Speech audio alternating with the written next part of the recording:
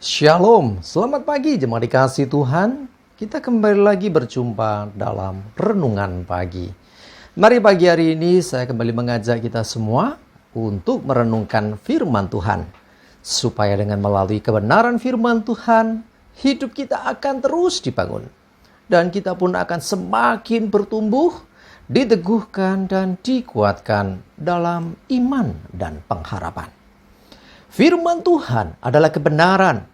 Firman Tuhan sumber kekuatan bagi hidup kita. Firman Tuhan pedoman dan penolong bagi kita semua. Dan bahkan firman Tuhan jugalah yang akan senantiasa menuntun kita dan menerangi setiap langkah hidup kita. Mari jemaat dikasih Tuhan, sebelum kita merenungkan firman Tuhan pagi hari ini, bersama-sama kita akan berdoa terlebih dahulu. Bapa di surga, kami datang ke hadirat-Mu ya Tuhan. Kami naikkan segala puji syukur atas segala kebaikan-Mu di dalam hidup kami. Dan sungguh kami mengucap syukur kepada-Mu ya Tuhan, atas begitu besar kasih setia-Mu, begitu besar rahmat dan anugerah-Mu, segala berkat dan kemurahan-Mu, perlindungan-Mu, penyertaan-Mu, pertolongan-Mu, dan juga bahkan pemeliharaanmu atas seluruh hidup kami. Terima kasih ya Tuhan. Pagi hari ini kami mau merenungkan firman-Mu. Mari Tuhan, singkapkan dan nyatakan kebenaran firman-Mu. Dan Roh Kudus, urapilah kami semua ya Tuhan, sehingga kami bisa menangkap apa yang menjadi pesan Tuhan bagi kami hari ini. Dan kami mengerti akan kehendak-Mu, serta melakukan kebenaran firman-Mu di dalam hidup kami. Terima kasih ya Tuhan. Di dalam nama Tuhan Yesus kami bersyukur dan berdoa. Amin. Mari jemaat dikasih Tuhan, sama-sama kita akan buka Alkitab kita. Renungan pagi hari ini saya ambilkan dari Bilangan 13 ayat 27 sampai 30. Saya bacakan. Mereka menceritakan kepadanya, kami sudah masuk ke negeri kemana kau suruh kami. Dan memang negeri itu berlimpah-limpah susu dan madunya. Dan inilah hasilnya. Hanya bangsa yang diam di negeri itu kuat-kuat. Dan kota-kotanya berkubu dan sangat besar. Juga keturunan Enak telah kami lihat di sana.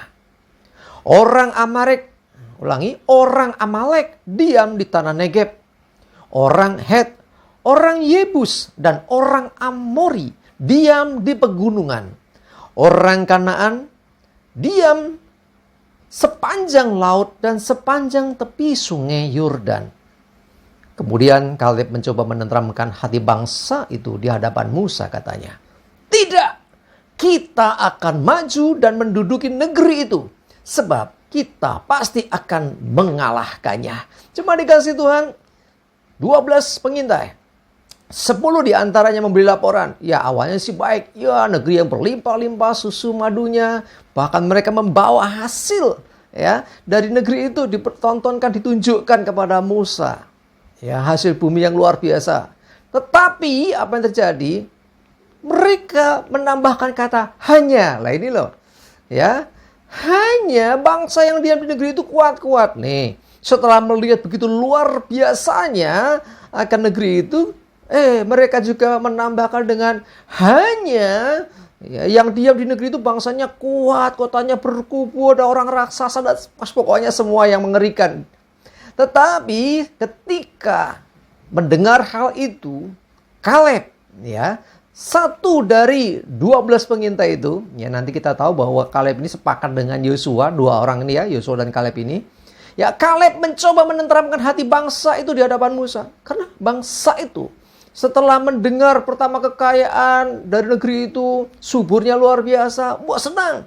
Tetapi begitu mendengar bangsa yang tinggal di sana itu kuat-kuat, kotanya berkubu, wah disebutkan bangsa yang luar biasa, orang-orang raksasa juga di sana.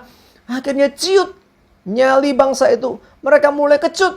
Mereka mulai tawar hati. Mereka mulai bimbang. Mereka mulai khawatir dan bahkan takut. Makanya Kaleb mencoba menenteramkan hati bangsa itu. Tidak. kita akan maju dan menduduki negeri itu. Sebab kita pasti akan mengalahkannya. Yang jadi pertanyaan, 10 orang sepakat, nggak mungkin masuk ke negeri itu. Tetapi Kaleb, dan nanti didukung juga oleh Yosua, cuma 2 orang saja yang yakin bisa masuk ke sana dan bisa mengalahkan orang-orang atau bangsa yang diam di tanah yang dijanjikan itu. Apa yang membuat Kaleb begitu yakin? Ya, semua tahu. Kaleb juga tahu. Memang betul yang disampaikan nggak sepenuhnya salah. Memang bangsa kuat di sana. Tapi apa yang membuat Kaleb begitu yakin bisa mengalahkan bahkan menduduki negeri itu? Karena Kaleb mendengarkan Tuhan. Dia mengetahui semua yang dijanjikan Tuhan pasti Tuhan akan menggenapi. Nah, jadi bukan berdasarkan apa yang dilihat mata. Bukan dari apa yang dia ketahui. Ya, bukan juga suara orang yang mengatakan. Tapi Kaleb lebih mendengarkan apa yang dikatakan Tuhan. Lebih mempercayai apa yang dikatakan Tuhan. Bahwa Tuhan sudah berjanji akan memberikan negeri itu kepada mereka. Itu yang membuat Kaleb yakin. Karena ya Kaleb percaya bahwa Tuhan yang menjanjikan, Tuhan juga yang akan menggenapi. Tuhan yang beserta dengan mereka. Pasti bisa bahkan mampu mengalahkan setiap bangsa yang tinggal di negeri yang mereka intai itu. Nah, kuncinya di sini adalah siapa yang kita dengarkan? Mendengarkan perkataan manusia atau mendengarkan Tuhan? Kalau kita mendengarkan suara manusia, orang-orang di sekeliling kita seringkali kata-kata pesimis, kata-kata yang melemahkan itu kita dengar. Tetapi kalau kita mendengarkan Tuhan, apa yang dikatakan Tuhan itu kebenaran. Dan ketika kita mengiman itu, kita mengalaminya.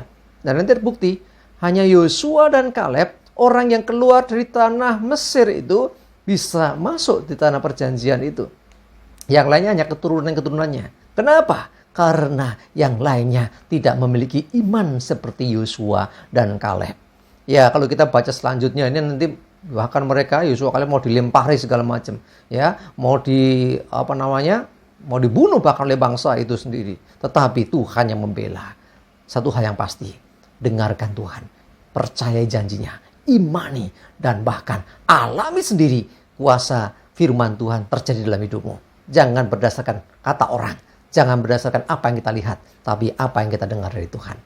Amin, teman doa. Terima kasih Tuhan, kami bersyukur firman-Mu. Kami belajar dari seorang Kaleb dan tentunya juga Yosua yang punya iman luar biasa.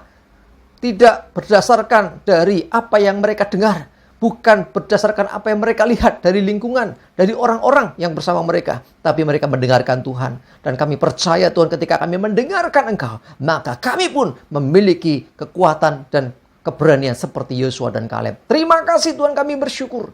Menyerahkan hari ini hidup kami, mohon tuntunan dan penyertaan-Mu ya Tuhan. Dan jauhkan dari hidup kami celaka dan mara bahaya. Damai sejahtera dan berkat-Mu ya Tuhan, menyertai kami semua. Terima kasih ya Tuhan. Di dalam nama Tuhan Yesus, kami bersyukur dan berdoa. Amin. Mari jemaat dikasih Tuhan, tetap semangat terus, maju terus dalam iman dan pengharapan. Selamat beraktivitas. Sukses selalu. Tuhan Yesus memberkati. Amin.